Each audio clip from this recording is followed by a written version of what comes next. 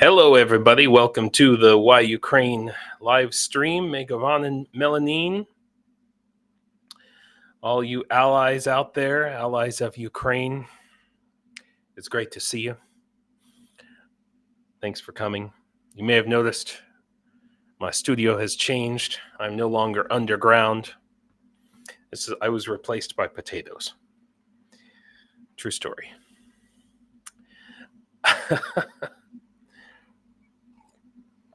Well, it's been an amazing, quite an amazing week, and it's really been almost a couple of weeks since I've had a chance to talk about the news.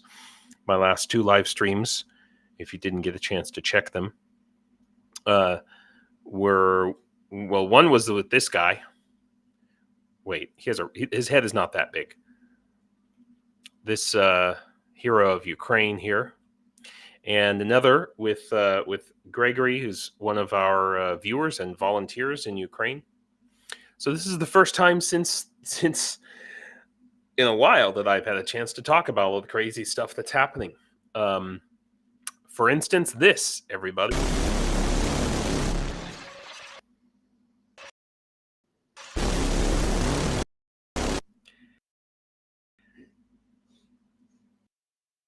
Here we go. Get streaming today, Mark.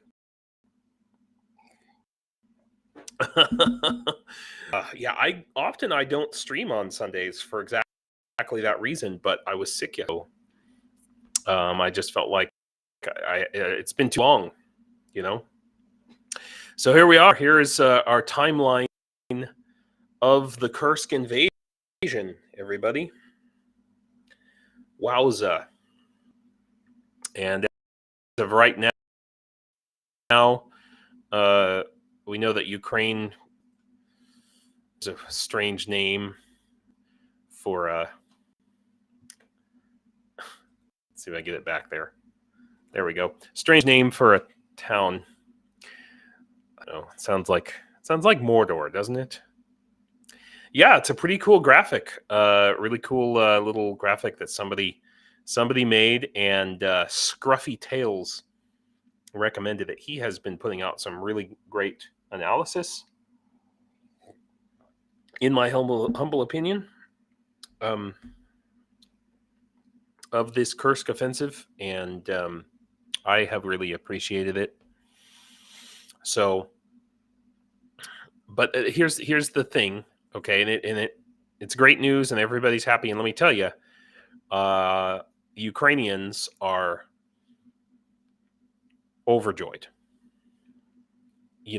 because first we had the 6 or 7, 8 months of just falling back, and then even all of the supplies from America came, and we're still falling back, and never forget that is still happening, okay? Like this article right here, thousands flee as Russian troops take one Donetsk oblast after another, and I've been waving my arms around for months now about Pokrovsk, but it's really starting to look like this whole front line here, right, from Chasiv Yar to Pokrovsk. Like what the Russians are trying to put together their cauldron here, and cut off. I've beaten that horse enough, but this is all we've seen for months and months and months, and they have an idiom, a saying that I just became familiar with, holding your fists, right? It's like we would say crossing your fingers, like I'm crossing my fingers for you. They say here, I'm holding my fists for you. I think it's a better analogy. I like it more, I guess. I just have this vision of somebody going, come on, you can do it. So that's how Ukrainians are feeling about this up here. and in a nutshell. And as we know, this bridge, this is the second of 3 bridges, if you didn't know. The same river. Yeah, no, Mitch, you are absolutely right. The same river is a good choice for edge of a buffer zone. And if you haven't been able to keep up with that, there's this river that's pronounced same, as opposed to the different river. There must be another river called the different river, I'm guessing. But this, I think this flows into the Dnipro, right? And it comes, these flatland, long, windy kind of rivers. And here's the Ukrainian border. And I think I saw somewhere it's about, in most places, it's about 260 meters wide. So like almost a football field wide. So you're not going to cross that real easy. KKCG, if nothing else, it's so worth the efforts just for the Google Maps reviews UA troops are doing of local Kursk businesses. That was hilarious. Seeing those, and if you didn't, I should, since you mentioned it, Kursk Google reviews. Let's just see. Yes, here we are. Soldiers left Google reviews. Oh, it's TikTok. I don't know if I want to look at TikTok. Let's try Reddit. That's better. Oh, and it goes to X? Really? Why? Okay. Anyway. I guess we can't get away from TikTok and X. Cafe Raymac. I liked everything. Delicious food, good service, small parking lot. Couldn't pack my tank. I think he meant park, but Aussie Bugga asks, the last, sorry, he was talking to me. Why are Ukraine the last alliance? Is it true that the defense line in that area have still not been built as well or as extensively as they reasonably should have been? Well, I think maybe this, which is the report that I want to see here? So the lines that I have seen, and keep in mind, I'm wrong about half the time, so don't. But the lines I have seen that Russia had built. Oh, here we are. Good God. According to the map, there. That's what I was trying to get to. So can we go full screen? Yeah, there we go. So these are the lines according to the map, but I haven't seen any close-ups of how those defensive lines have been built. But I think it's important to note that it's just one. It's just one line, as opposed to, down south in Zaporizhia, you've got 3 or more lines. This is just one. And also the other thing I was looking at is the Russians were rather hastily building. Yeah, here we go. Building lines, trenches, I mean to say, in front of or near to this, the nuclear power plant over in this direction. And they were, from what I have learned in the past,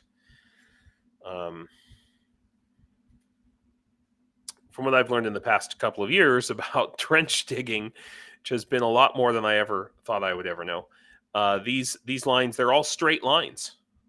Okay. And as you may know, as we may have learned, I'll close X, just go away. Let's do a little Google image search for proper trench digging Ukraine, maybe. See what we got. Oh yeah, here we go. So if you look at these trenches here, this is a Russian trench. We can take a step back and look at this one here. This is a Ukrainian trench. And notice how it's all full of angles, okay? And those angles are what keep guys alive in many instances. I mean, there's other factors too, but especially when we're talking about, so, you know, what Ukraine has the potential to be able to do here.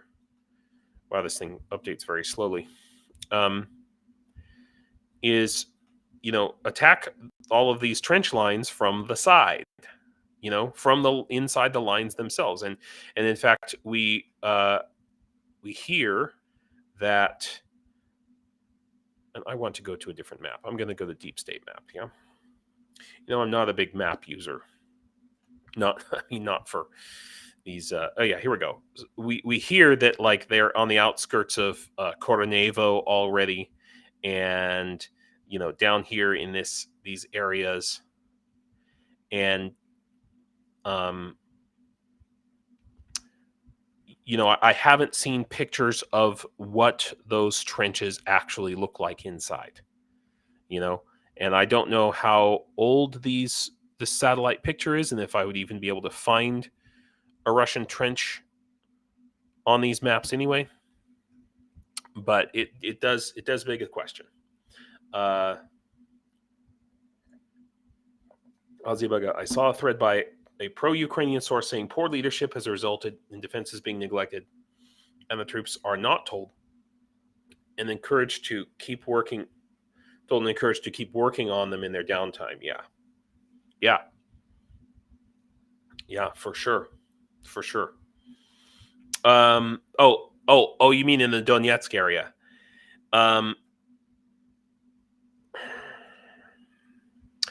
There's been a lot of complaints about Ukrainian trenches, is what I would say. And it's my understanding, from what I have heard, and not read, I have not read this, I've heard it, that the Ukrainians were building their trenches way back here, pretty close to Pokrovsk, in this general area. They weren't building their trenches closer to the front lines, and so we don't have on these maps exactly where the Ukrainian trenches are. But it's my understanding that, well, I guess I can tell you, there are some parts of the line where in the past few months, Ukraine has lost a lot of men holding the Russians back so that those trenches could get built. I know that for a fact, Ozybaga.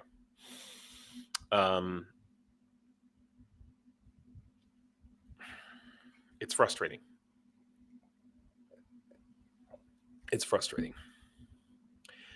But the Russians were also asleep at the wheel. It's kind of like they're both trading, they've been talking about, that's why I titled this, trading land, but not for peace, I should say. And it really seriously looks like we're going to see, and I want to bring up, let's see, it looks pretty seriously like we are going to see, this is what I want to see right here. Everything south of this river be occupied by the Ukrainians. But, oh, hey, Catherine, thanks for coming. You don't have to wake up at, before God to see me for once. It's amazing. But yeah, just based on the data that we have, and what it looks like over here on this map, this blue area here, and we are seeing another possible incursion, Ukrainian incursion up here. But who knows, really? I mean, how far could they go? Could Ukraine take? Are there any other, naturally defensible areas that Ukraine could take? Could Ukraine? What about this area up here?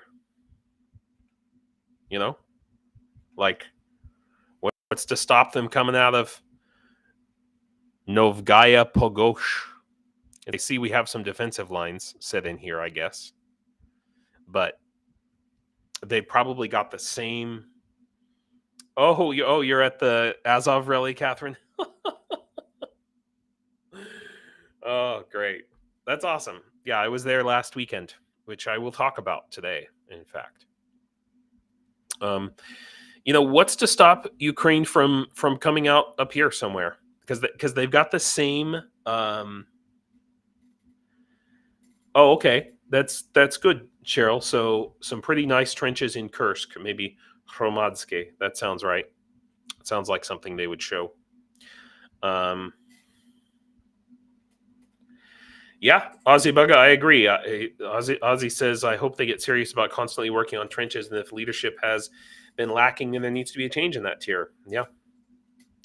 But, honestly, again, this whole line, we now know, here's the Belarus,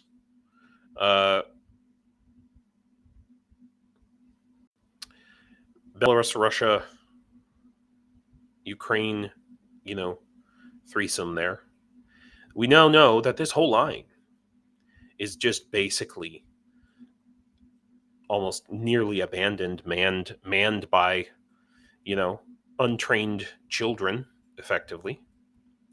So what's to stop Ukraine from doing the same thing all the way up along this line? I have not heard a single Ukrainian complain about everybody's concerned about Pokrovsk, but nobody has complained and said, what are we doing up there in Kursk? We should be defending our lines in Pokrovsk. Nobody's saying that here. Which, I have seen, some articles and analysts. Oh,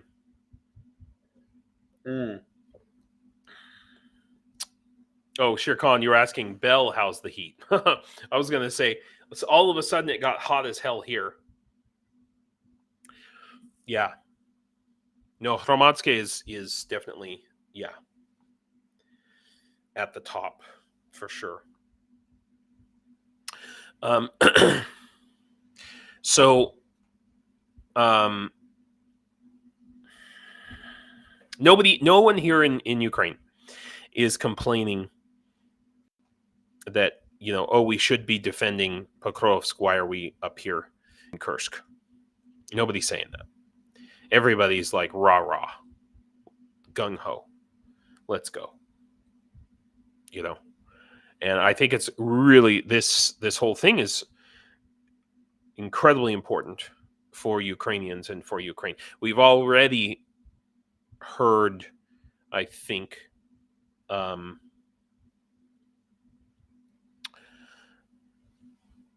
other countries popping up and saying, me, I want to help Ukraine. Hey, Livercat. I am well. I was sick all week, since like Tuesday or something. I'm pretty sure I caught it when I was in Kyiv last week, probably on the marshrutka or something. I had to cancel almost all my classes, but I still ended up teaching the drone introduction class in a little city, small town here for students, which I will talk about later. So this is from today. Russia has lost, so we're ticking over the 600,000 mark. Crazy town.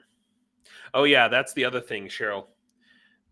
I saw the guys in Pokrovsk sector expressing jealousy because they want to go to Kursk, and that's what Casey said. Last live stream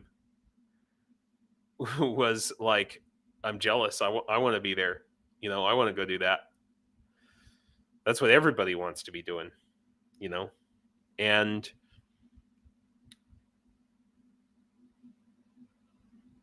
KKHGG, I think everyone with half a brain understands the strategic value of the Kursk operation. The only ones saying different are probably Russian trolls.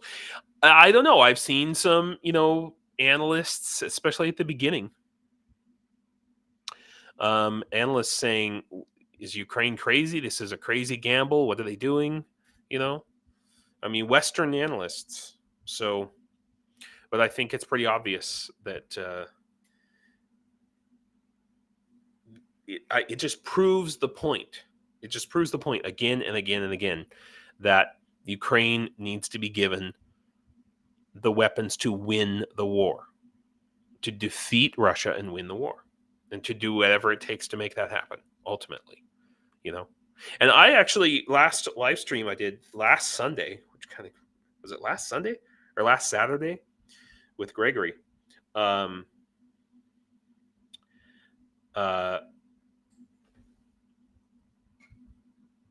I thought that for some reason, I thought I had heard that the Suja pipeline had been blown up, and I was incorrect. They exist. I have Rick's Azov rally on TV while I do remodeling. I can take on next job Kremlin, but I need some nail gun experts. James, no, okay. CZ says, have you been able to make contact with Dmitry yet? No, I have not. And I put out some feelers, and I just haven't heard back. Luckily, however, I'm speaking to some. I'm speaking to some pretty big drone unit guys now, so maybe Dmitry I don't need because I can't promise I'm going to have good news, but I'm holding my fists for myself right now. I have a meeting with the recruiter on Monday, actually. So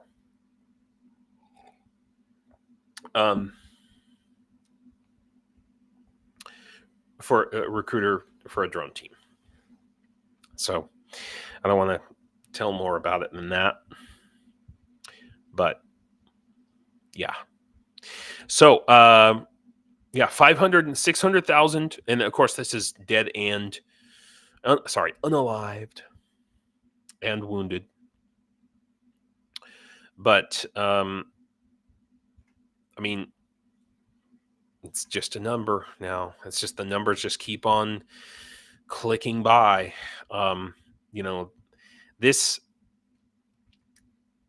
issue here, I do think it is a real serious concern, and there is a distinct chance that we could see, I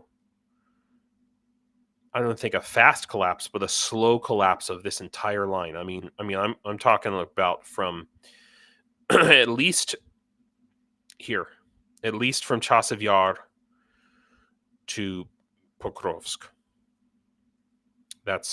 And honestly, I think, but the thing is now that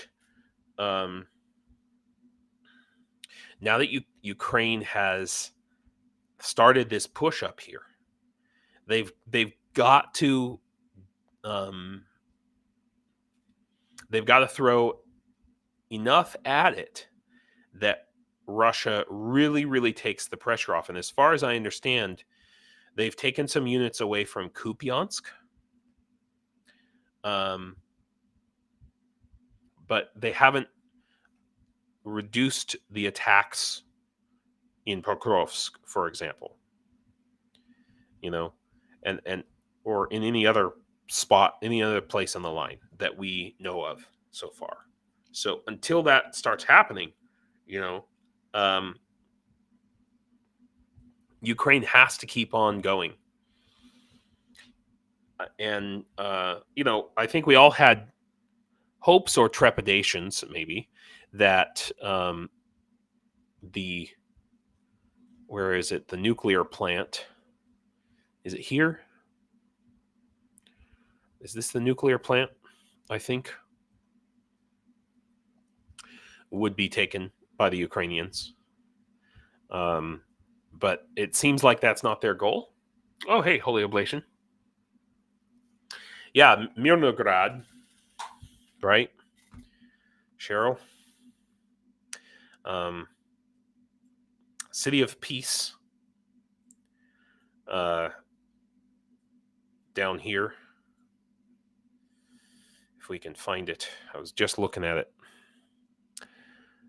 It's in this general area, but it's, all these little tiny villages, just one after the other. So it's I don't know. I'm afraid that this will be the new line, basically from Pokrovsk to Chasiv Yar by the end of the year, let's say. I think we just need to be prepared for that.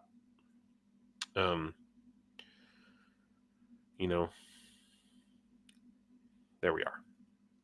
But this is amazing news. This whatever loads here. This bridge being blown up, and this is the Zano Bridge, I understand. So it's 2 out of the 3 bridges across the same. This is such a great picture. Like I said, there's some great this web this channel here, Russia's suffering in Ukraine.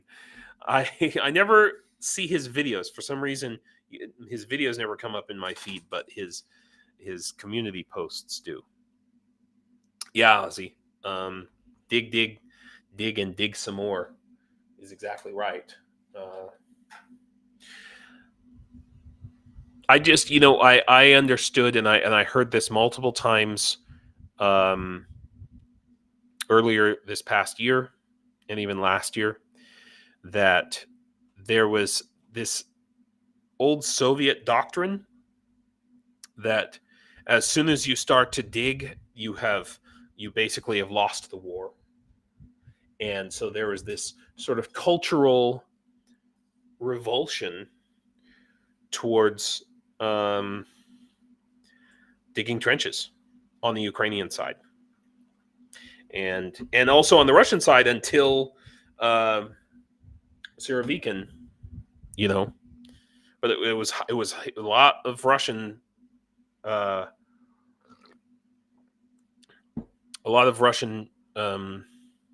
bloggers and troops and things were highly critical when Surovikin started. Yeah, but this is a great picture here, really. So, all right, we'll talk about Kadyrov later, okay? Yeah, so I think it's classic Sun Tzu stuff, right? Put your bigger, better forces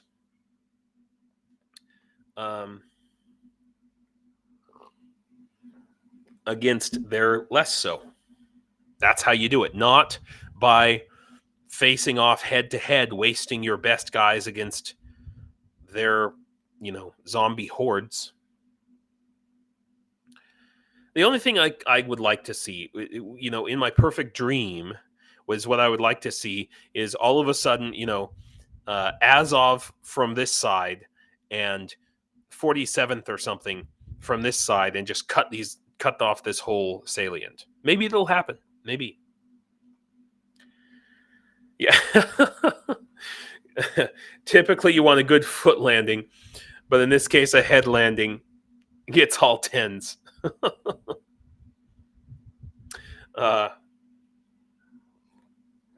Melissa says, good morning, everyone. Our second stop on the Sunday Ukraine party bus is James. Yeah, I guess everyone is streaming today. I deliberately positioned myself in between Rick's streams, and hopefully I'm not interfering with anyone.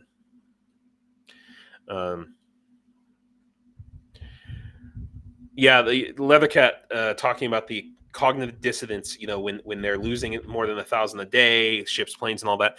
Well, that is why this that is why the Kursk invasion is so critical, because it forces Russians to pay attention.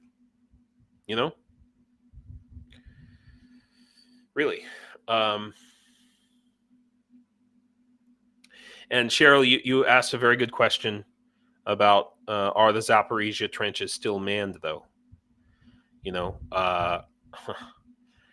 Well, they've got somebody down there because Russia hasn't advanced, and I can tell you that a lot of good men died down here around Velika Novosilka. A lot of good men died to hold back the Russians in this area. And I know a lot of them who are in the hospital, getting out of the hospital. A lot of good Americans, a lot of good Brits who filled those gaps with their bodies.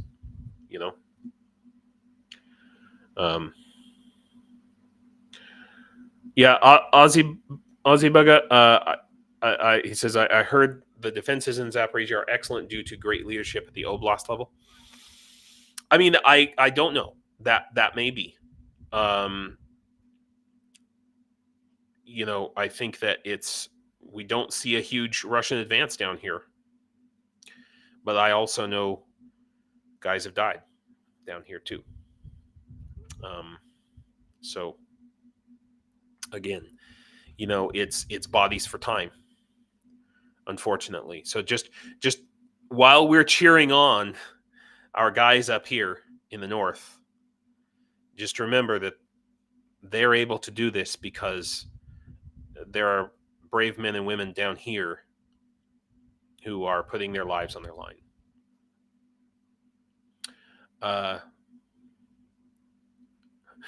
Oh, Cheryl, read my question oppositely. Okay. Wait, I can't find it now.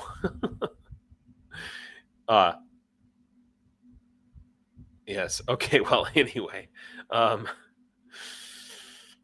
Yeah. So, I mean, it's the mood of Ukrainians and the reaction of Russians. Bursting the Russian bubble is the most important thing, really, because this is not going to change. Let's see. They exist. Any word on the Colombians? They were genuine fighters for freedom somewhere on the front line, maybe Kremina. I don't know where the Colombians are. I will tell you that I just have to tell you this. I see Colombians, or probably Colombians, South Americans, almost every time I go to Kyiv. I see a group of them, usually around, well, I won't say where, but different groups, not the same. So what I mean to say is there's more than one group of Colombians and other South Americans. I've met Peruvians, I've met Ecuadorians, Mexicans, Chileans. Did I meet a Chilean? Maybe I didn't meet a Chilean. Maybe it was Argentina. Damn, I can't remember.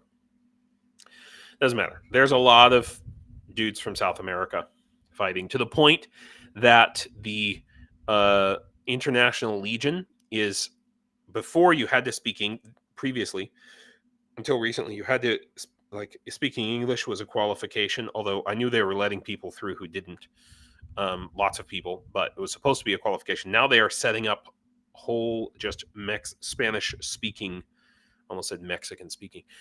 Such an American. Spanish speaking units, maybe even companies. Oh, and some comments are being deleted. Crap. I'm sorry. They exist. I think it might not be YouTube. It might be YouTube, but it might also be. So I've said this before, and I thought I had disabled it. Restream, the software that I use, at least the free version,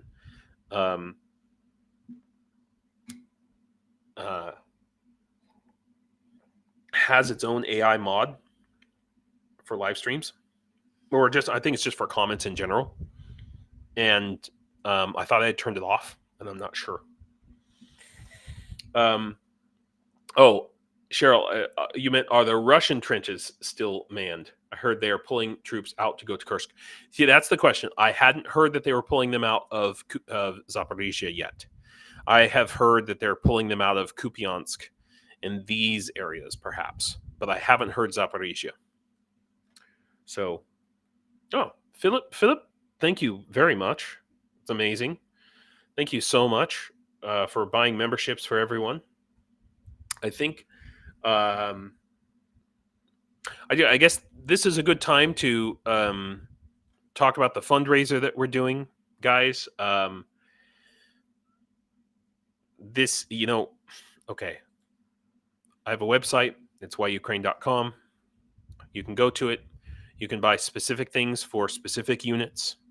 And I need to add onto I haven't done this, but I have all of this pictures and video of me giving things and mailing stuff. And I need a page on this website listing all of the units that we've been able to help.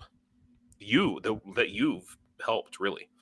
But right now, I want to let you know that I really want to focus on getting this truck for the 1st Battalion, because they are reconstituting, and I mean, because they were basically wiped out, okay, in the past few months, and they were some of the guys I was talking about, and I guess at the end of this month, Casey's going back, and I'd like to be able to help him get a truck that he can use to evacuate his unit. And it needs to be one that can't be taken away from his unit and repurposed and retasked to some other unit,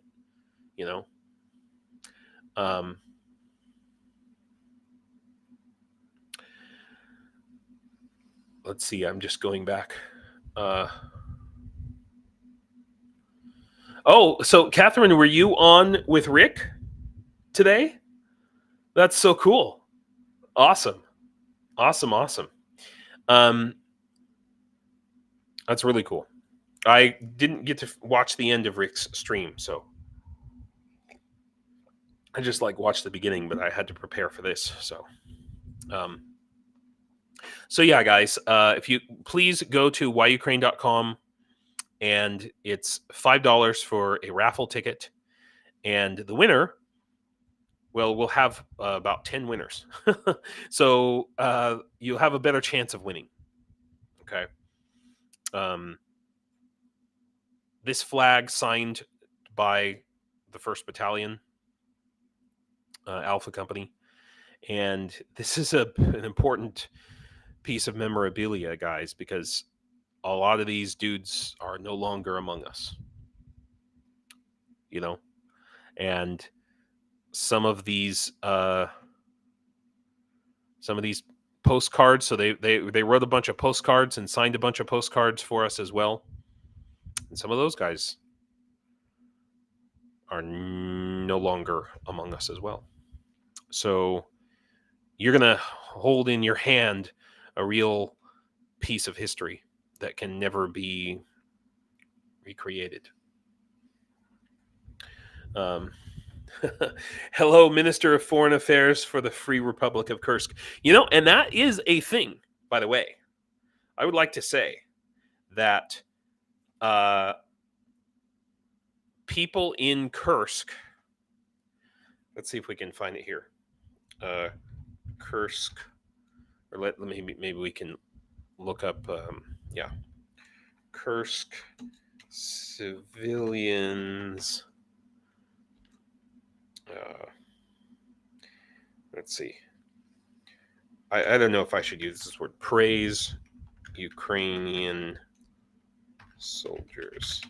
I've seen videos of this over and over and over of, I don't think I'll be able to find a video, but of Kursk civilians and Russian POWs saying, we thought the Ukrainians, they're all Nazis and they're going to kill us and they're going to torture us and blah, blah, blah. And they're like, no, they helped us. They saved us. One guy, there was a video I was watching today.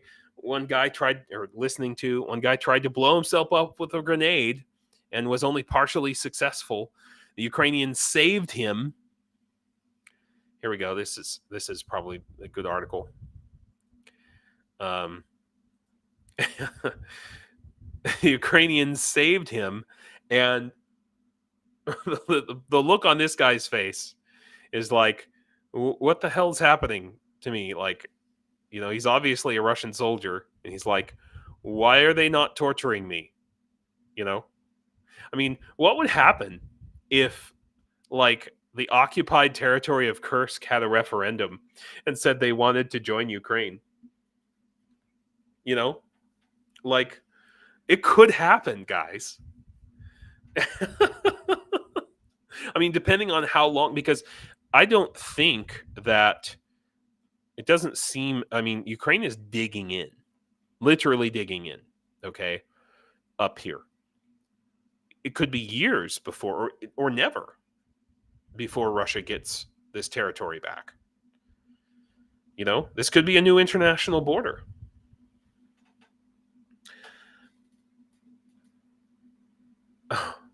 Anna, your neighbor went into labor last night. Wow. Okay. Well, I'm glad I could keep you company through it. Let's see. Oh, yeah, they speak Ukrainian and don't realize they are speaking Ukrainian. It's just the local dialect. Yeah. Yeah, that's right, Cheryl. That's right. They've been so brainwashed and deprived of their own history, Yeah, KKCG, yeah. Many citizens damning their government for leaving them there to die and praising the Ukrainian troops for bringing them food and water, and Ukraine's making all sorts of humanitarian arrangements. I mean, it could really it would be an interesting scenario, right? And then, I mean, also, this is from last week, but we keep seeing stupid ad blocker, go away. We keep seeing these reports about Ukraine moving into Belgorod. So I don't know if that's showing up on the maps yet, but there's a distinct. I mean, at the same time, Vovchansk is still happening, right? But you could just go right over here, and of course, this is where the Freedom of Russia Legion attacked earlier this year in Greveron and a few other places along the line here. It's entirely possible that Ukraine could literally, what they're talking about, making a buffer zone. I think that, I mean, here's a question. Do you think that they really planned to take this whole territory as well? Or do you think it's just an opportunity on the Ukrainian side? It's a real question, It's a real question. Oh, Filippovart, south of, it's called the Same River. Yeah, this river right here, the same river. There's another river that's a different river. We call that the different river. This is the same river. Yeah. So, I mean, it's really a matter of does Ukraine have the manpower to take these areas? But here's the thing, right? Ukraine has soldiers all the way along these borders, all the way along these lines. Okay, once the the well trained advanced forces take over these areas, then the regular troops can just fill in the gaps. Basically, the assault troops don't have to stay in these areas. I'm sure that that's how Ukraine operates, right? They have assault troops and they have terobrona, essentially.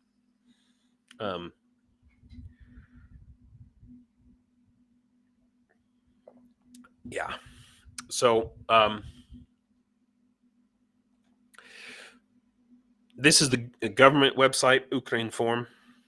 So I think it's a good to look at like what do they say they're doing.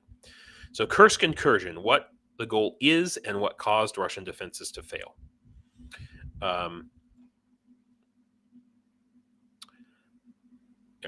Ukraine's been able to capture as much territory in just 10 days as the Russian army is occupied in Ukraine the whole year. Okay, so 6 likely goals. It's interesting that they say likely goals.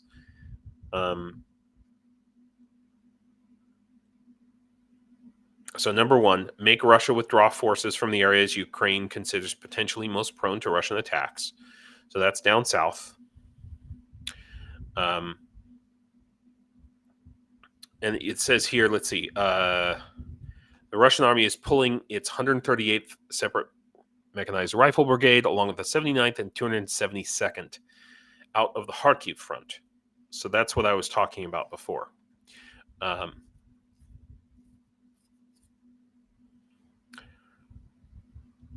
So goal 2, to create a buffer zone, as we've heard, to secure Sumy Oblast.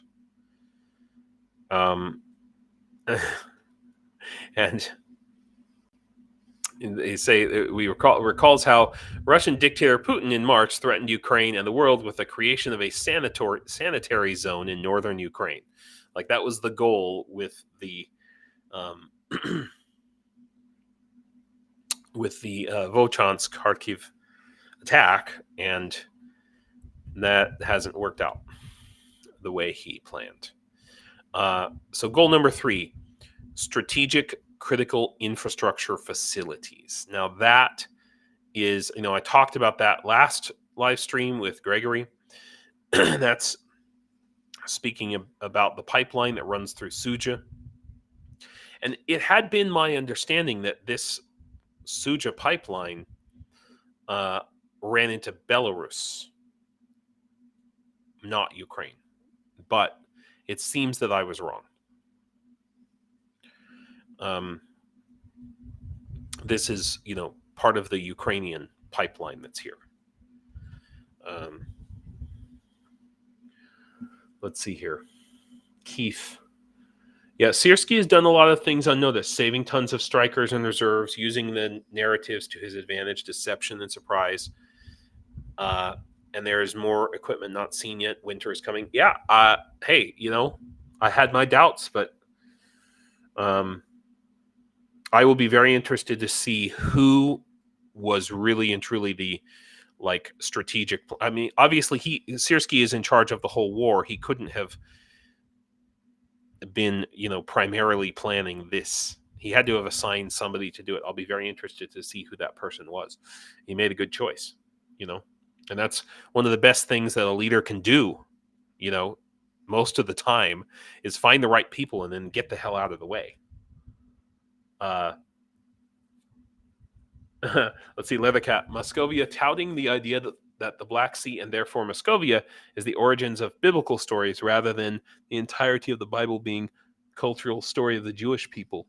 Oh, that's interesting. I didn't know that they had that thing going on. I mean, I knew that Like in the Middle Ages, there's a lot of weird stuff like that. But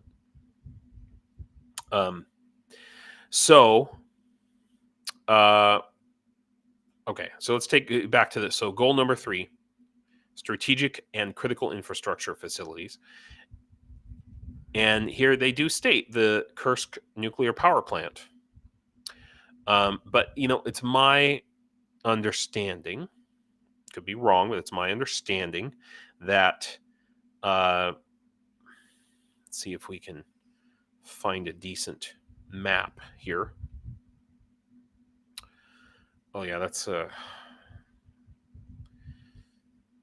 lines of Koranovo that's being surrounded.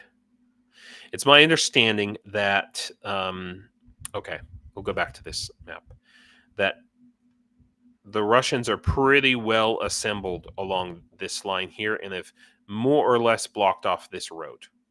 Okay, so the chances of getting up to the nuclear power plant, I mean, it could happen, but it's much more difficult. Lvov is a possibility, sure, definitely, but then they would have to go this way. And where's the power plant? Here, the nuclear plant, I believe, this general area. And yeah, that's a real challenge. So I mean, but the fact that they're stating it as a goal, and remember, this is Ukrainian form, so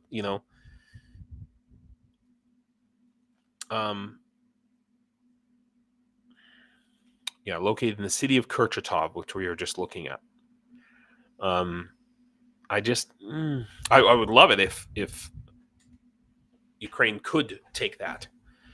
Okay, and then prisoner for prisoner and territory for territory exchanges. It's an interesting thing. Here's a question I have, right? How much Ukrainian territory do you think Putin would be willing to give back in exchange for how much of Kursk? Somebody has to have done that calculation. Somebody has to have done that calculation somewhere, both in America. Somebody in the ISW is probably doing that calculation, trying to figure that out, playing out that scenario. Like, this is still a small section of Kursk Oblast. Let's see if I can zoom in here. Kursk Oblast is right. And so it's this, you can just see this kind of this line here. And it's still a pretty tiny part. I mean, I really think that Ukraine is going to have to commit in a much larger way.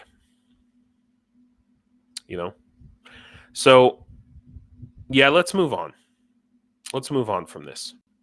Let's talk about this craziness. Kadyrov with his Tesla. Okay. I would no. Okay. I mean, look, I'm not saying I like Elon Musk. Okay. But there's no way that Elon Musk sold a Tesla truck to Kadyrov. Now, first of all, I will tell you, I have seen multiple fake Tesla trucks here in Ukraine, and they also exist in Russia as well. They take some other car or some other electric vehicle and make a fake one, even including the screen and the whole bit. Obviously, it doesn't have the characteristics. It doesn't have the acceleration or the mileage or the batteries or anything like that. But from the outside, it looks. I mean, you could drive it around like this. So this is probably a fake Tesla truck. If it is a real Tesla truck, it's most likely, secondhand. But Tesla should be able to shut that thing down. That's the That's the thing, right? We need to demand that Tesla, it all runs on software. Okay. Yeah. Michelle, are there any charging stations there? Yeah. That is the question, right? If that is a real Cybertruck, I think that we should see an announcement from Tesla in the coming days, and where they say, no, it's not a real Cybertruck. Or they will say, yeah, he got it somehow and it is now shut down. And if it's not, if that thing is not shut down, then we need to be protesting a lot. Okay? We need to be protesting a lot. But I think it's highly questionable to see that Russia is designing their own version of the Sea Babies. Okay, they're the drones that Ukraine has. Now these are just designs. Okay, but they've got Starlink in their designs. Okay, so because how else would they do it? They're counting on that. Now I don't know that they've actually built one of these. There's no sign that they have, but we have to stay on top of Elon Musk and Tesla. Mitch, need a Broe with a real truck to follow with a generator. Yeah, pretty much. So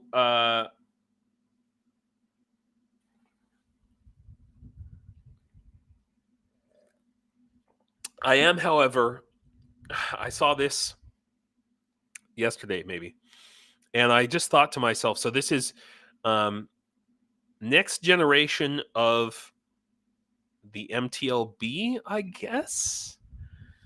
Or it's a replacement for the MTLB. It's called the MGTLB. And I thought to myself, holy crap, it looks like a Cybertruck. Doesn't it? Like they're basically, wait a minute, maybe it is a Cybertruck. I don't know. Yeah, no. Look, if this was a real Cybertruck, Starlink, or rather SpaceX, would lose its contract with NASA and the Department of Defense. Tesla would start to face sanctions, and rightly so. If it is a real Cybertruck and Tesla doesn't shut it down, and they have a lot of different ways of wiping the drive, the software and all that stuff. I'm quite certain that they can. No, I don't mean just not allowing updates. Honestly, a Cybertruck would make a great technical. I think putting that stupid gun on it is shitty. That's a dumb idea, but there's a lot of things you could do with a Cybertruck on the front lines in Ukraine. Like, Tesla should be making them, to be honest. Ozzy, no. I do not believe that I do not believe that Kadyrov got a Cybertruck directly from Tesla. Yeah, I mean, Salt of the Red Planet. Yeah, would the announcement include sanctioning Elon? I should think so. But Kadyrov is, I guess, in his message, he was all, thank you. He said, we await your future products that will help us finish the special military operation. Based on such excellent characteristics, the Cybertruck will soon be sent to the SWO area. I mean, honestly, if I were part of the Department of Defense, I would be going to Tesla right now and saying, no, you are not going to be sending these to Russia. You're going to be sending them to Ukraine.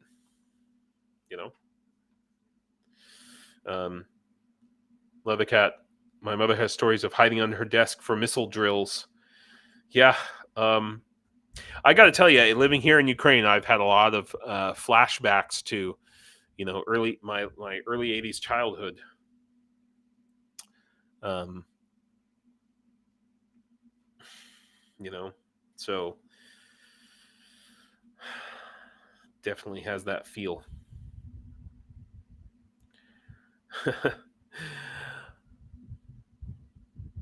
Yeah. So, well, that's the thing. Okay. Again, I don't think it's I don't think it's legitimate. I don't think it's either not a real Cybertruck or it's not. Okay. Or, he got it secondhand. Anyway, I digress. This is an interesting thing, right? So this is from a few days ago, but Toyota Mirai hydrogen fuel cell used by Ukraine to attack a Russian target. So recent reports, the ongoing, I've read several articles about this. Okay, recent reports from the ongoing Russia-Ukraine war indicate that these intense fighting between the two countries. Oh God! All right, we don't need that. I want to scroll along here.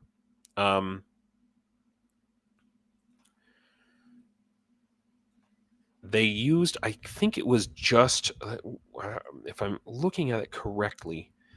Yeah, okay, here we go. They used the fuel cell, which contains a bunch of hydrogen, 200 kilograms, using a ground drone. And I didn't see this video from reporting from Ukraine. So I think this was just a one-off thing. But at the same time, this can't be good marketing for Toyota. like yeah, our cars are basically bombs, so yeah. Anyway, there we are. And also, Cheryl, you asked me to speak about the robot dogs. Look, guys, it's hype. Okay, it's hype. So these robot dogs, they have a battery power for about 2 hours. That's nothing. That's not enough to make it worthwhile. Even 4 hours is not enough to make it worthwhile. You have to carry the. And by the way, this website Futurism, there's a lot of different articles I found about this, and also videos, and there were some put out by Ukraine, but they're going to be heavy. They have a bunch of batteries. What do? They do some recon. They go out for a couple of hours, and you remote control them, and then they come back. I mean, they also have some that have flamethrowers. I don't think Ukraine has them, but I've seen these developed, and that's scary. I think that these could be used in kind of a kamikaze sort of a way, but sorry. I don't think it's gonna. I mean, tracked remote controlled drones are much more likely to, are already successful on the battlefield. I don't think the dog thing is a gimmick. It's fine. It's fine that they're using it. They're like, hey, yeah, we got a bunch of free robot dogs we'll just use anything, That's great. They exist. Thank you so much.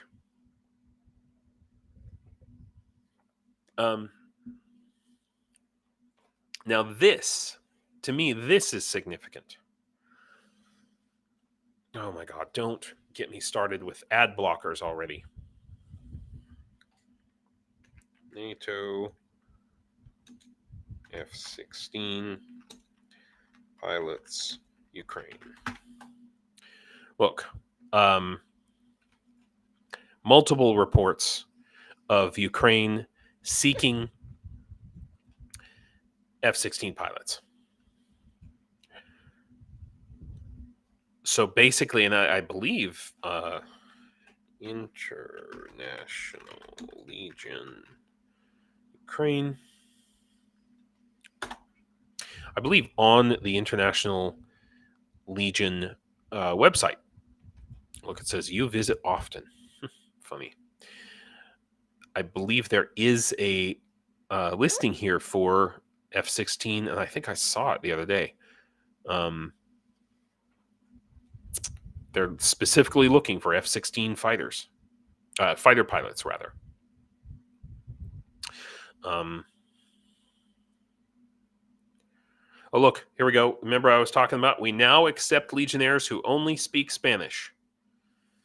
That's actually since November of 2023, so it's been a while. But let's see if there's any other. You can now support legionnaires, 5 boats.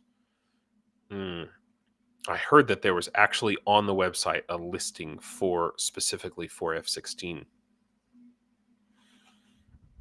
No, I don't see it. But I know that they are actively looking for that. So that is a legitimate thing for sure. Where was I?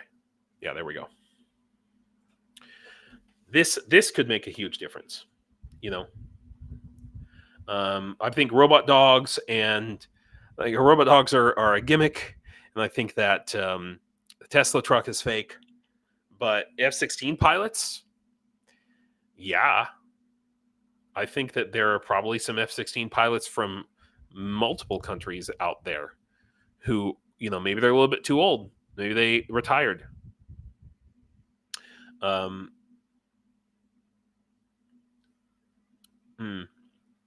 Biden said no to retired pilots before.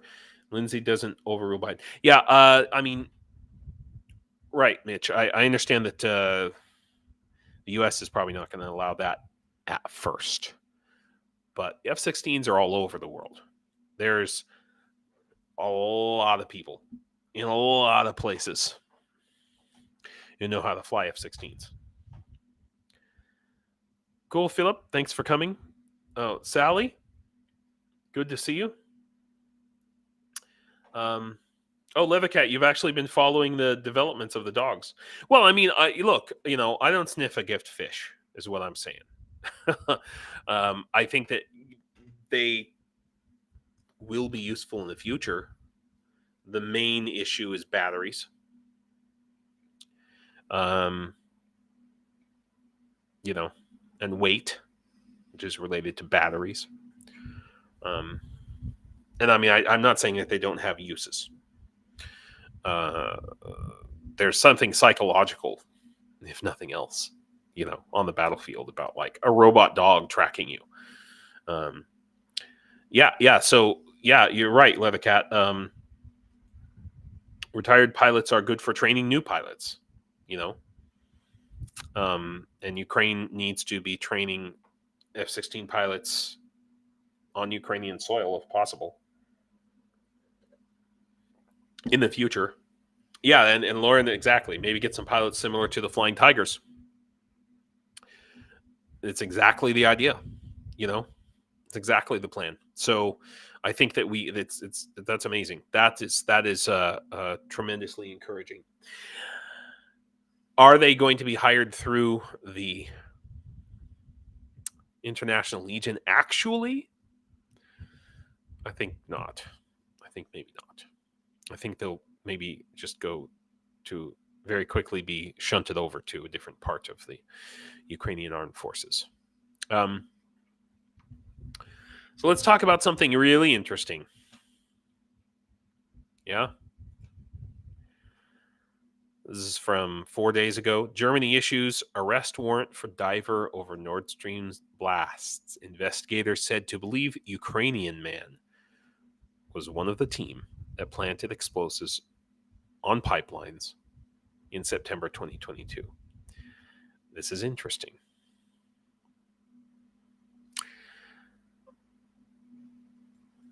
German authorities have issued an arrest warrant for a Ukrainian man on suspicion of being part of a team.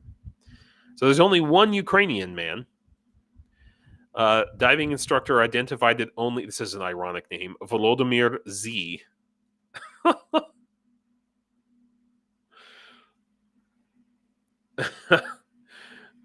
Uh, they exist. You have a lot of Spanish words in your head. That's funny. Yo tengo feliz Navidad por desperados de Kremlin. Okay. Great.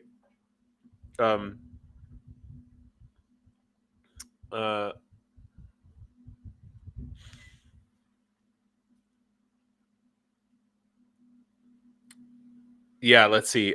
Lauren, yeah, what U.S. considers old are ages that are serving front lines active duty. Exactly. Oh, hello, Mr. Nobody. Thank you for coming.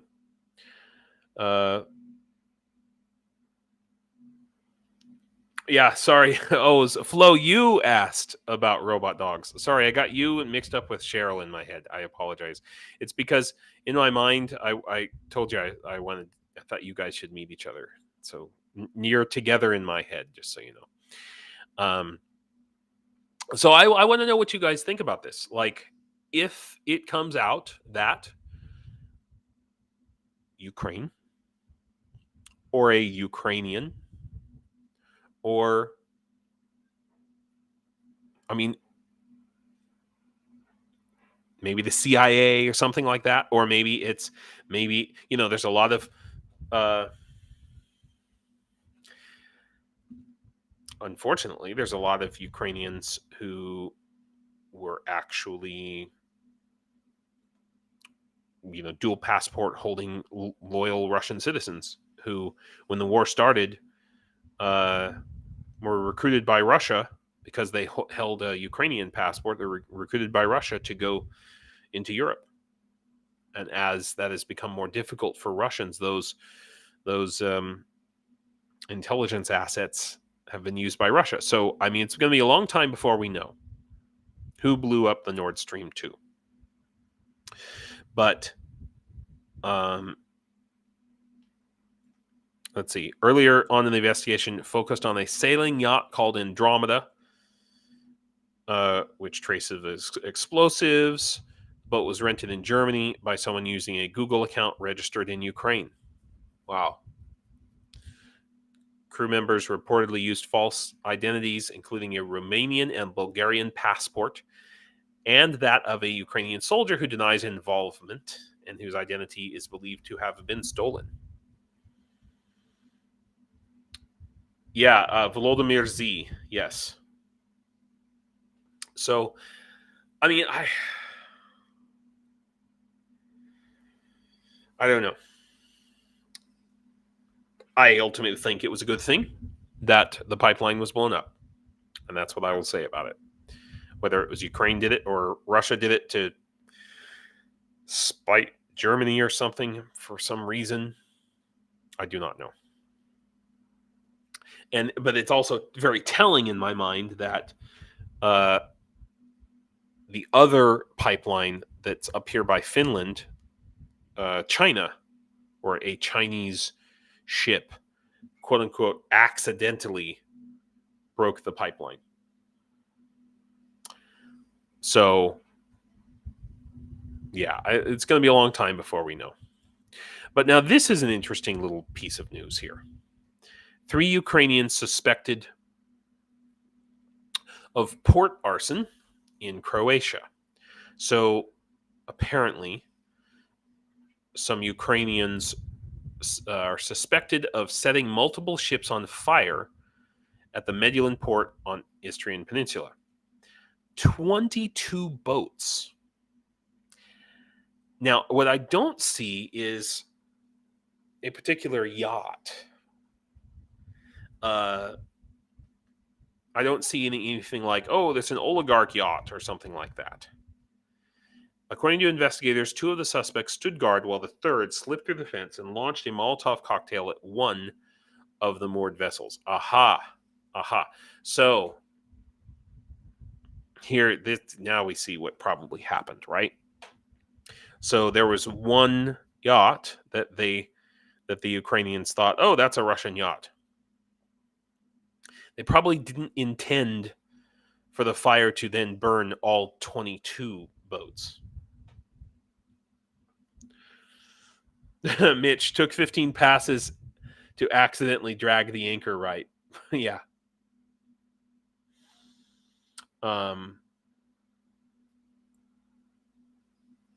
So to be honest, like, I think that all of those Russian yachts all over the world need to be either confiscated, destroyed, or like just commandeered. You know, the Free Ukraine Navy.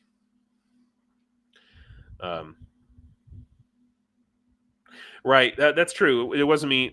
He says, "Why don't people remember that there wasn't any gas flows anymore when the pipes were attacked?" Yeah, the gas was cut off already. Russia had already cut off the gas.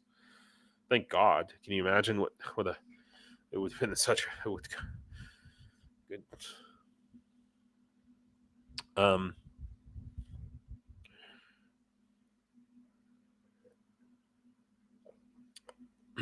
Let's see. This is very interesting. I didn't see this article on the subject before. With Nord Stream making headlines again, Donald Tusk tells its patrons to apologize and keep quiet.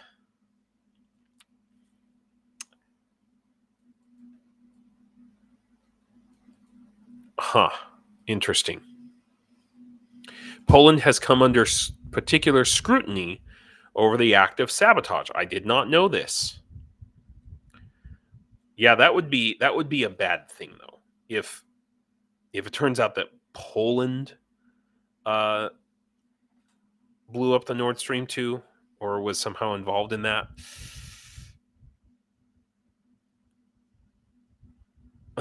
Okay, but I do appreciate what Donald Tusk said. Donald Tusk, by the way, is the president. Oh my God, I don't want to go to X. To all the initiators and patrons of Nord Stream 1 and 2, is what he's saying. The only thing you should do today about it is apologize and keep quiet. That's fair. That is fair. But apparently this Volodymyr Z, a diving instructor, was last seen in a Polish town west of Warsaw, but has now gone into hiding. So, I see. So the implication is that he might be in Poland somewhere. Anyway, moving along. I want you guys to look at the future. No more Chinese. This is from several days ago, but no more Chinese phones or drones. New national security rules weigh on Lithuanian institutions.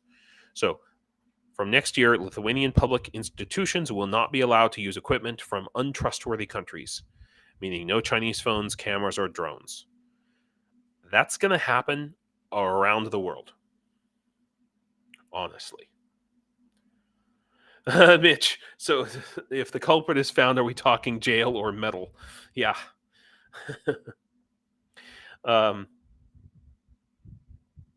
So I'm bringing up this article because it seems very minor, but I really feel that Lithuania is, maybe the first, but as this war goes on and on and on, more and more countries are going to start saying no to Chinese technology, because over and over and over we've seen that it's hacked, compromised, because the Chinese government controls those companies who make those things, and I have a Chinese phone. I have like 3 Chinese phones. It's going to be hard for Americans at first, but ultimately it's going to be a good thing, because I believe it's going to bring at least some manufacturing back to America. Anyway, the problem is, of course, that China is already setting up plants in Malaysia and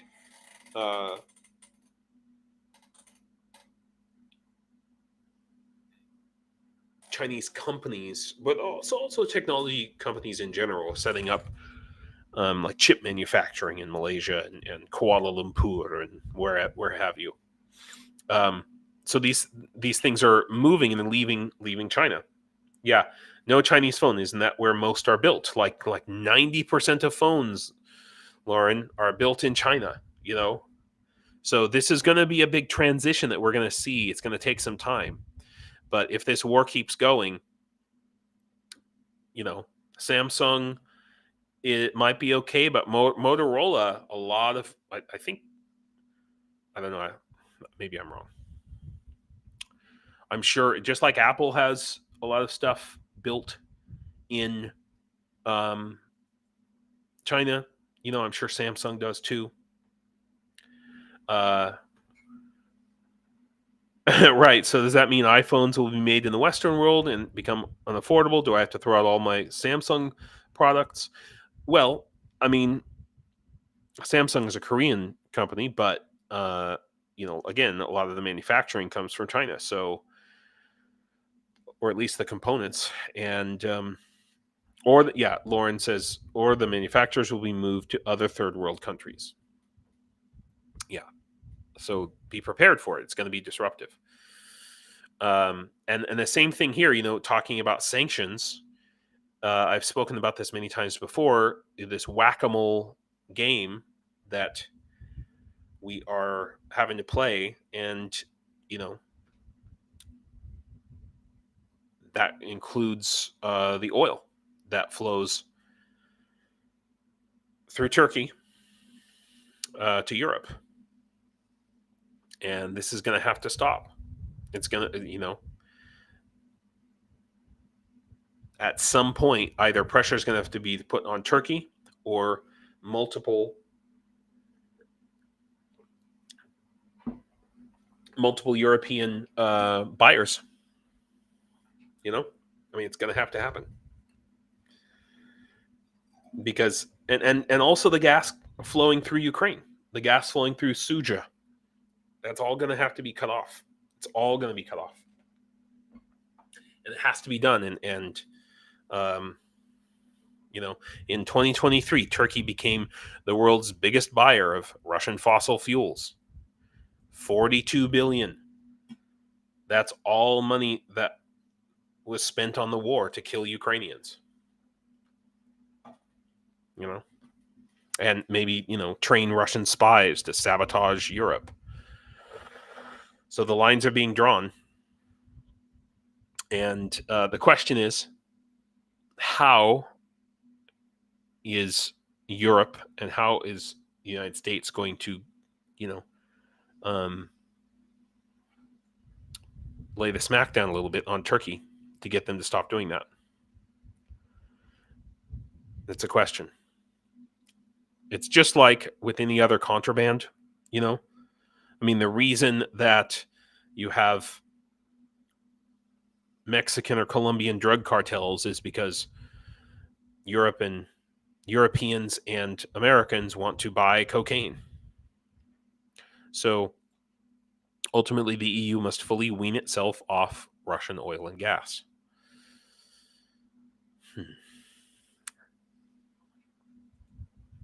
This is interesting. Korea estimates that lowering the price cap to $35 per barrel for premium products and $25 per barrel for low-value products would cut the Kremlin's revenue for seaborne oil products by 68%. So basically, they'd be losing money. Yeah, Mr. Noba, yeah, the gas in Suja goes to Hungary, Austria, and Serbia. And France, actually. So we saw this article here. Germany halts new military aid to Ukraine amid budget cuts, and I was pissed and freaked out. But ultimately, very quickly, the German finance minister came out today and said, no. That's not, we're not doing that.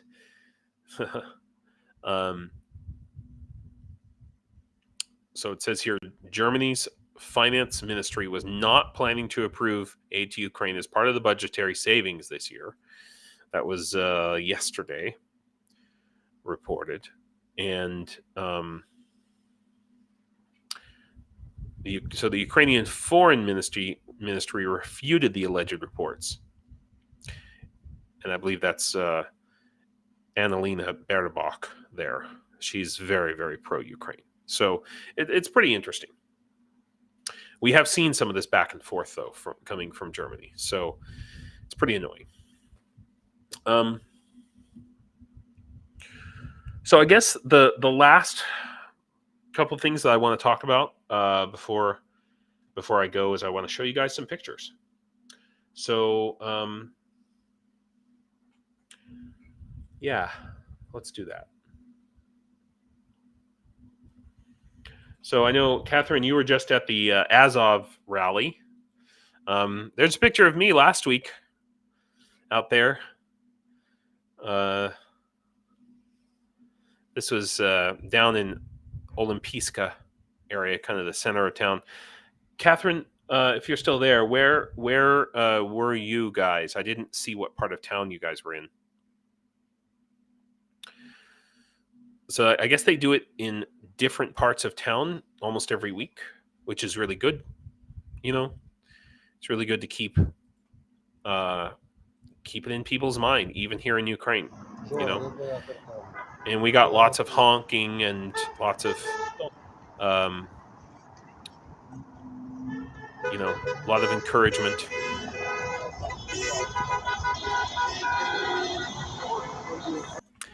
And oh, that's not the video I wanted to show you.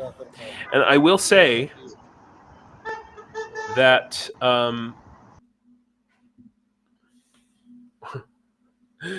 Tony, you said that YouTube didn't like that I speak about fish reproducing themselves.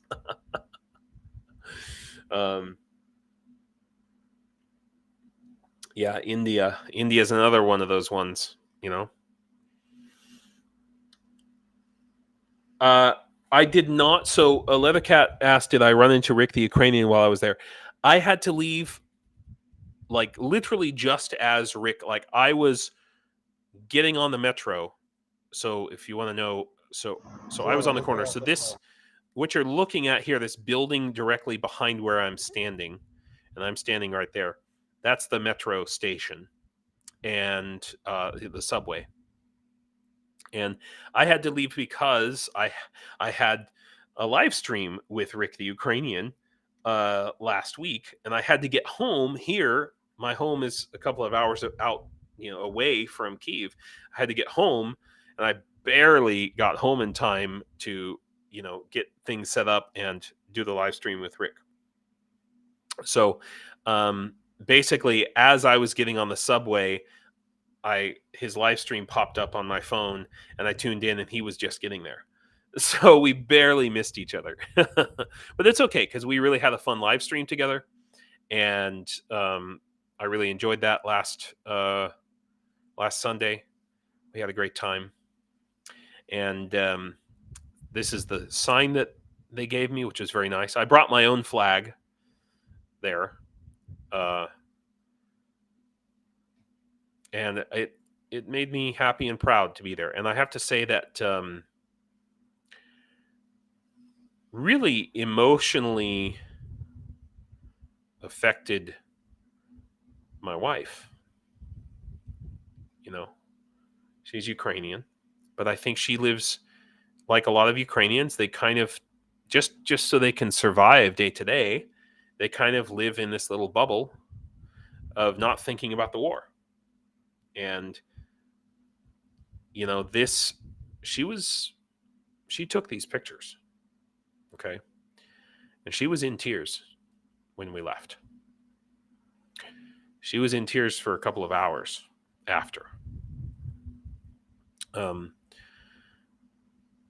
You know, because it just reminded her of, and that shows you how powerful this really is. And I mean, you might think, oh well, you know, of course they're going to be protesting in Ukraine. That's no big deal, but it is a big deal, and it's important that people continue to do this. I think I look dumb from the back. I think that haircut looks really, maybe it looks better when it grows out.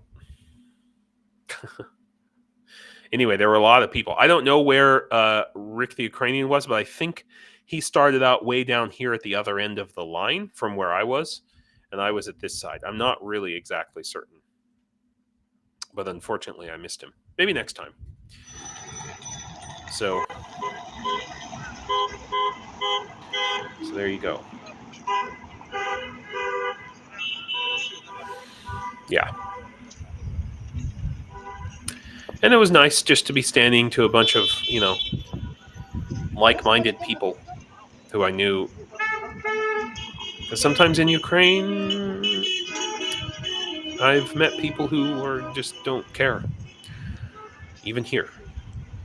Or occasionally even actively support Russia in some way. It's very, very rare, but it does happen. So, oh yes, Modi, the PM of India, is not a very human right. No, he's not a great guy. He's,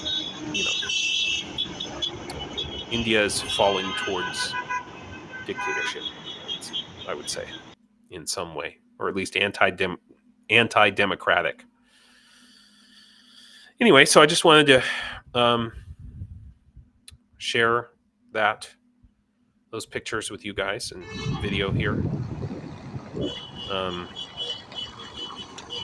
And then lastly, before I go, I want to share one more thing with you, which I think you will.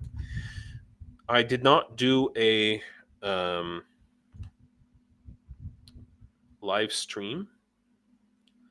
Hopefully I can find this. Okay. Apparently I cannot. I did not do a live stream on Thursday because I think I mentioned I was teaching a class of mostly teenagers. Let's hope I can find this. Teaching a class of mostly teenagers for on like an introduction to drones and the electronic warfare as part of a program through the it's being set up through my school. I've talked about this before. My Butny school, the Democratic school, and the Ukrainian government. And here we go. Oh, I found it. Thank God. So I just wanted to share with you guys what that looked like. It's pretty awesome. And Mark, thank you very much. This is a great time, by the way, to share with you guys. Those of you who are members, you don't need this link if you are a YouTube member, okay? But you can connect YouTube to Discord. You just go into the settings in Discord and it lists all of your social accounts, and you connect your YouTube account to your Discord account, and you're automatically a member of the Why Ukraine, the Last Alliance server. But if you don't have that and you don't want to do that, you can join here. Here's the link. And Mark, thank you for reminding me. Thank you very much. So we're going to look at some cool pictures. So here's me teaching this class. You can see I put up the flags. There's about a little bit less than 40 people in this room. It got pretty warm in there. Luckily, it wasn't too hot of a day. But here's me talking about using. Well, the city, the town wants to set up its own community Wi-Fi project because I guess they have crappy internet. And so I was describing how wireless internet services and electronic warfare are very similar to each other in many ways. And how actually the thing I'm holding, which is a internet, Wi-Fi satellite or Wi-Fi dish, not a Wi-Fi satellite, Wi-Fi dish, is very similar to an anti-drone gun. And that what I'm holding in my hand there is actually a drone detector with a Yagi antenna. It works the same way, pretty much. And The guy in the red here was an interpreter, and most of the kids understood English, but they weren't very comfortable speaking. So he was really great for when, especially when the kids wanted to ask a question and they didn't quite have the English vocabulary, the spoken vocabulary. It's very interesting here in Ukraine. A lot of people can understand, they can listen or read English and understand it, but then when they try to speak the same words that they just heard, they can't speak the words. It's very, very interesting. So this is, yeah, that's me there, doing a little sit down, talking about stuff, and it was really great. It was a lot of fun, and the kids were not a single child or teenager fell asleep. Oh, here we go. I'm showing off a drone. That's a Mavic 2, I believe. Now, in this program, this is just like the introduction. So, in this program, this is like, introducing them to it. If they are interested and they want to sign up and attend these classes, then they will get to fly drones. In this class, it wasn't we were just talking about the basics and why it's important. And one thing that I said to them is, I hope that, we're not trying to recruit you into the army here, right? And it's my hope that when, by the time you're old enough to join the army, this war will be over. You'll be able to get a good job. But Ukraine is going to be like the freaking world capital of drones when this war is over. And if you want to participate in that economy, this future economy, you're going to need to know something about it. And so I tried to show them how, these drones are connected, and the different technologies with regards to that are inherent in drones are connected to lots of different other things. Computer networking, a drone is basically a flying computer. Yeah, Intro to Drones 1, exactly. And so, it's possible that if for some reason they won't let me into the goddamn army here, maybe I'll join this program. Maybe this is what I'll end up doing. Is this. But we shall see. We shall see. Like I said, the other thing is I was sick. I was super sick. I was sick all week. And I don't know how I got through this. I slammed about 3 Theraflus, 3 cups of coffee, and a giant energy drink. And somehow that pulled me through. Mitch, understanding but not speaking English from watching TV. No, unfortunately, Mitch, they don't watch a lot of TV necessarily, and actually watching TV would be helpful. It's the way they are taught in school. They're just taught grammar, and they are basically it's an older method of teaching English from like 40 years ago. Even in America, they taught foreign languages this way. Many people have been taught you learn all the grammar of the language, but then when you go to speak the language, you go to another country and you realize, oh shit, the way I was taught is not how people use the language. So in my English classes, a big part of what I try to focus on is,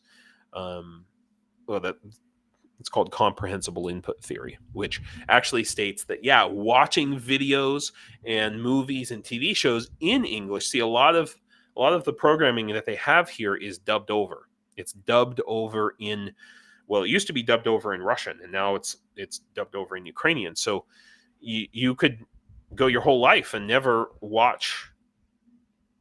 You could go your whole life watching American movies and never watch them in English here. And it's definitely to the detriment of Ukrainians. Ukrainians are taught English from like elementary school, but the actual fluency rate is like 1 or 2%. So yes, and KKGG, exactly. I think it's probably more of a confidence thing. Yeah, not confident speakers because they don't actually get the opportunities to use it much, and that is exactly correct. When they do have a chance to, I mean, they just never meet a native speaker, and so it was, yeah. Anyway, yeah. So I just wanted to share that with you guys, and the only other thing I would say is, if you got $5, it would really help. Be really great if you could throw down, because these guys need it, really. And if you want to help me, that's down here. I've put a bunch of cool merch. This is all stuff from, made here in Ukraine. I particularly like the Muga shirt. And the price, that's in hryvnias because I'm in Ukraine. I think it's $30. So, which I know is a bit expensive for a t-shirt, but there we have it. But this is the most important thing, guys. The most important thing that you can help with. We need to get to 3,000 at least in order to help get a truck for them. So thank you very much. Slava Ukraine, everybody. Do pobачення. Oh, and one last thing. I don't know. I might have a surprise tomorrow. We'll see.